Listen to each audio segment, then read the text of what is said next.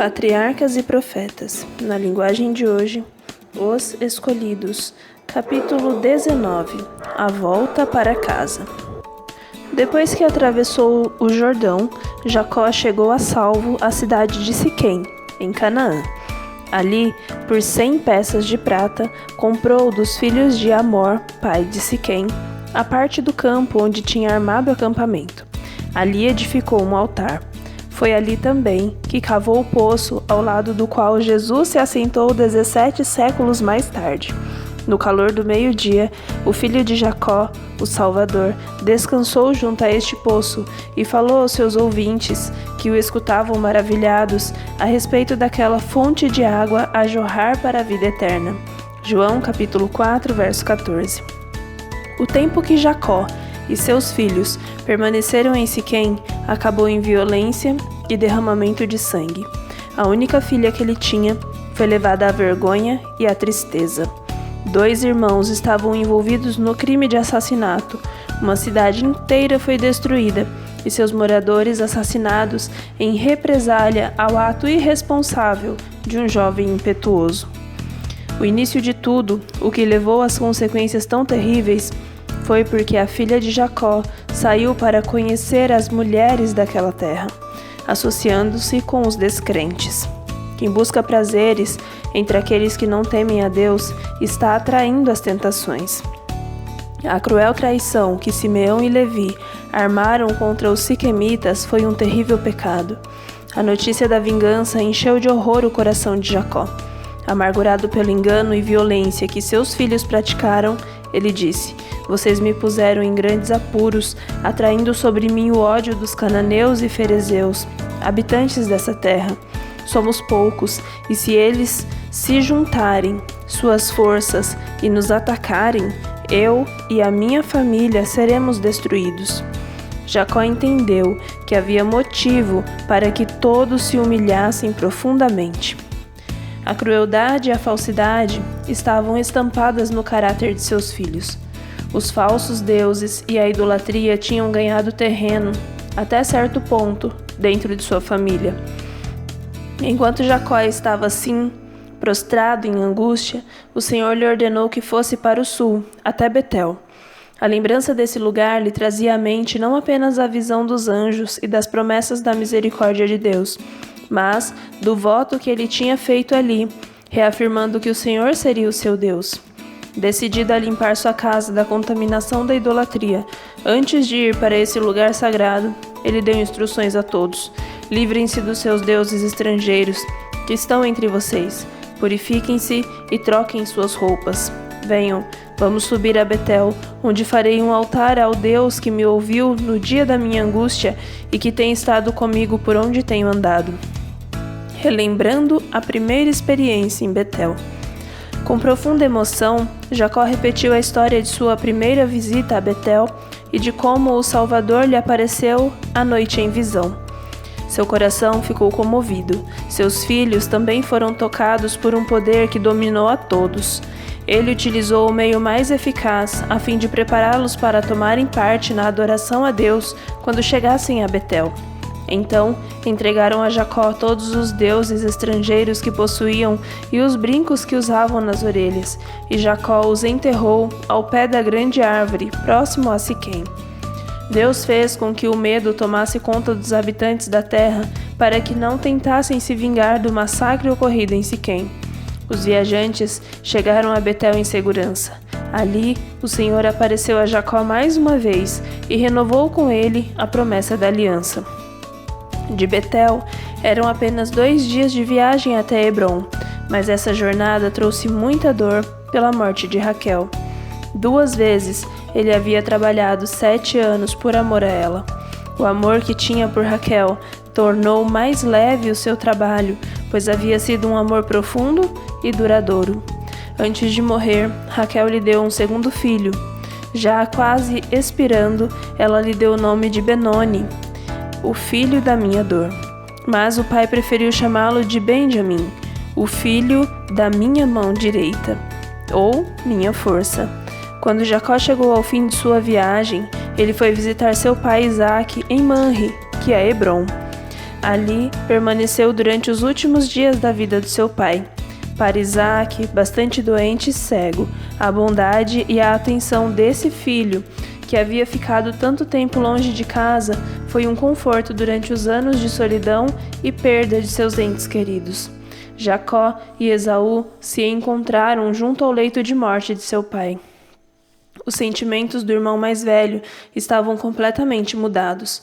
Jacó, muito satisfeito com as bênçãos espirituais da primogenitura, cedeu para o irmão mais velho a herança das riquezas de seu pai, a única herança que Esaú buscava ou apreciava.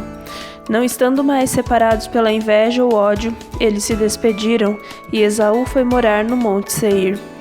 Deus, que é rico em bênçãos, concedeu a Jacó as bênçãos seculares, além da bênção mais elevada que ele buscava, a bênção espiritual. Essa separação entre Jacó e Esaú fazia parte do plano de Deus com relação a Jacó. Como os dois irmãos eram tão diferentes um do outro quanto a fé que professavam, era melhor que vivessem separados. Tanto Esaú como Jacó tinham liberdade para viver de acordo com os mandamentos de Deus e receber o seu favor. Mas os dois irmãos seguiram caminhos totalmente diferentes, e a vida de cada um deles continuou a se diferenciar cada vez mais uma da outra. Não houve nenhuma preferência arbitrária da parte de Deus para que Esaú fosse excluído das bênçãos da salvação. Não há outra decisão a não ser a que é tomada pela própria pessoa, pela qual ela venha a se perder. Deus estabeleceu em sua palavra as condições para que todos sejam candidatos à vida eterna, obediência aos seus mandamentos por meio da fé em Cristo. Ele apresenta como modelo o caráter que está em harmonia com a sua lei, e todo aquele que atingir essa norma entrará no reino do céu. Com relação à nossa salvação final, essa é a única eleição a que a palavra de Deus faz referência. Eleita é toda pessoa que opera a própria salvação com temor e tremor, que veste a armadura e combate o bom combate da fé. É escolhido todo aquele que ora fervorosamente, busca as Escrituras, foge da tentação, mantém firme a sua fé e é obediente a toda a palavra que sai da boca de Deus. As provisões para a redenção são oferecidas a todos. Os resultados são desfrutados por aqueles que cumprirem as condições. Esaú desprezou as bênçãos da aliança. Por sua escolha deliberada, ele se separou do povo de Deus. Jacó escolheu a herança da fé. Ele se esforçou para obter essa herança pela astúcia, traição e falsidade. Mesmo assim, Deus permitiu que seu pecado fosse um meio de correção para ele. Jacó nunca se desviou do seu propósito ou renunciou à sua escolha. Jacó saiu um homem diferente daquela noite de luta. Sua autoconfiança foi destruída.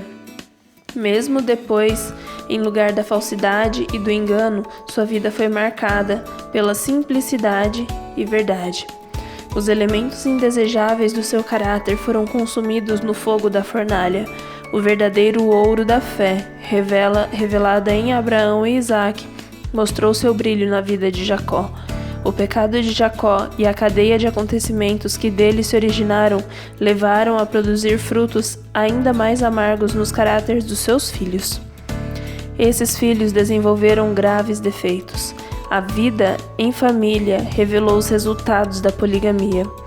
Esse terrível mal faz secar as fontes do amor e da influência e enfraquece os laços mais sagrados. O ciúme das várias mães provocou amargura nos relacionamentos familiares. Os filhos cresceram mal-humorados e insubmissos. A vida do pai foi entristecida pela ansiedade e pela dor. Apesar disso, um deles tinha um caráter totalmente diferente. O filho mais velho de Raquel, José, cuja rara beleza pessoal parecia refletir a beleza interior do seu espírito e do seu coração. Puro, ativo e alegre, o rapaz produzia sinceridade e firmeza moral. Ele dava atenção às instruções de seu pai e tinha prazer em obedecer a Deus. As qualidades que depois o distinguiram no Egito, gentileza, lealdade e veracidade, já estavam evidentes. Depois da morte de sua mãe, ele se apegou mais intimamente ao pai. O coração de Jacó estava ligado a esse filho de sua velhice. Ele gostava mais de José do que qualquer outro filho. Esse carinho pelo filho viria a se tornar a causa de problemas e tristezas. Jacó foi imprudente em demonstrar sua preferência por José, e isso provocou a inveja de outros filhos. José tentou bondosamente corrigir seus irmãos, mas isso apenas aumentou ainda mais o ódio e o ressentimento. Não suportava ver os irmãos pecando contra Deus e levou o problema ao seu pai. O presente e os sonhos. Com profunda emoção, Jacó implorou que não trouxessem vergonha para seu nome e, acima de tudo, que não desonrassem a Deus, desrespeitando daquela maneira suas leis. Envergonhados porque sua maldade tinha sido revelada, os moços pareceram estar arrependidos, mas apenas esconderam os seus verdadeiros sentimentos, que se tornaram mais cruéis ao verem que suas faltas tinham sido expostas. O presente do pai a José, uma túnica muito cara, usada somente por pessoas importantes, provocou neles a suspeita de que ele pretendia ignorar os filhos mais velhos e conceder o direito de primogenitura para o filho de Raquel. Certo dia, o rapaz contou a eles um sonho que teve. Estávamos amarrando os feixes de trigo no campo, quando meu feixe se levantou e ficou em pé, e os feixes de vocês se ajuntaram ao redor do meu e se curvaram diante dele. Gênesis 37:7. Então você vai reinar sobre nós? Quer dizer que você vai nos governar? Exclamaram os seus irmãos, irados e cheios de inveja. Pouco tempo depois, ele teve outro sonho, que também contou aos irmãos. Dessa vez, o sol, a lua e 11 estrelas se curvavam diante de mim. Gênesis 37, verso 9. O pai, que estava presente, falou em tom de reprovação. Será que eu, sua mãe e seus irmãos viveremos a nos curvar até o chão diante de você? Apesar de aparente severidade em suas palavras, Jacó acreditava que o Senhor estava revelando o futuro a José. Enquanto o rapaz estava ali, diante de seus irmãos, o espírito de inspiração fazia o seu rosto brilhar. Não puderam deixar de admirar o irmão, mas odiavam a pureza com que ele reprovava os seus pecados. Os irmãos tinham que mudar, de um lugar para outro, para encontrar pasto para os seus rebanhos. Logo depois desses acontecimentos, os irmãos foram para Siquém. Algum tempo se passou sem que mandassem notícias e o pai começou a se preocupar com a segurança deles por causa da crueldade que tinham cometido contra os siquemitas. Assim, mandou que José fosse à procura deles. Se Jacó soubesse dos verdadeiros sentimentos de seus filhos para com José, não o teria enviado sozinho até onde estavam.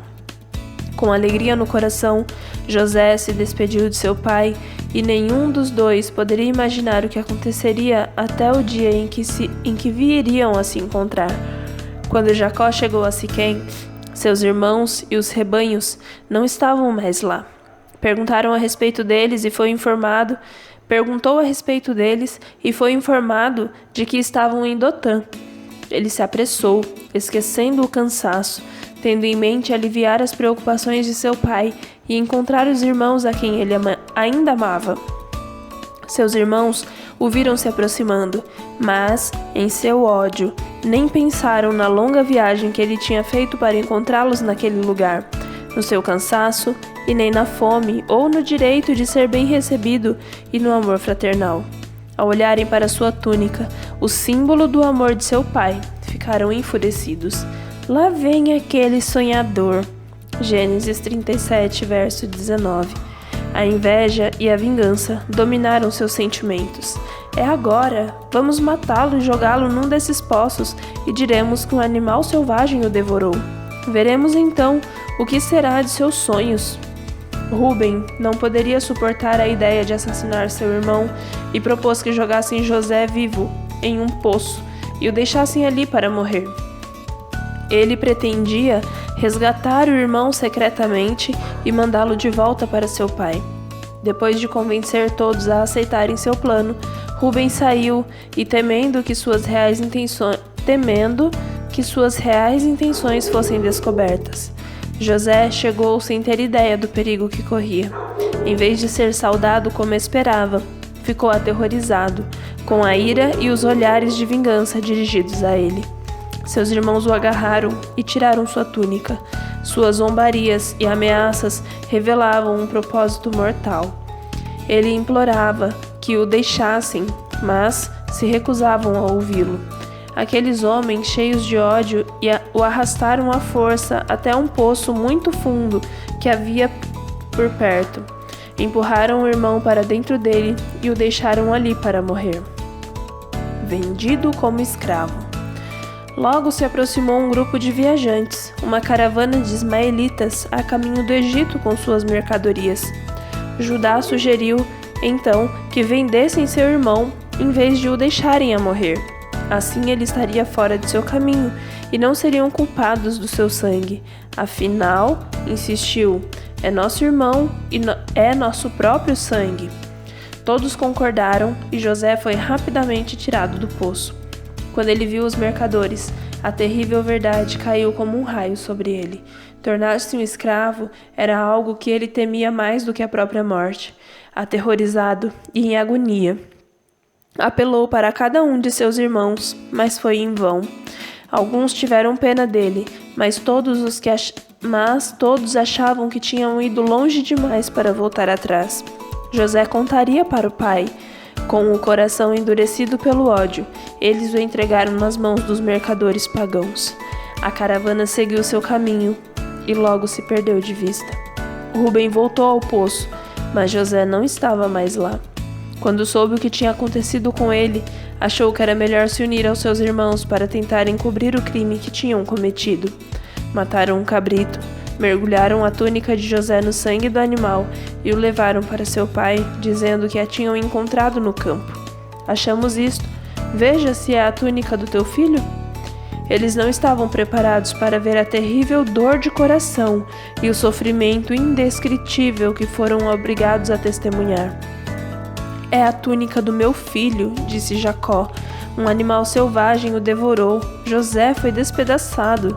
Seus filhos procuraram confortá-lo, mas ele rasgou suas vestes, vestiu-se de saco e chorou muitos dias por seu filho. Chorando, descerei à sepultura para junto do meu filho. Clamava em desespero.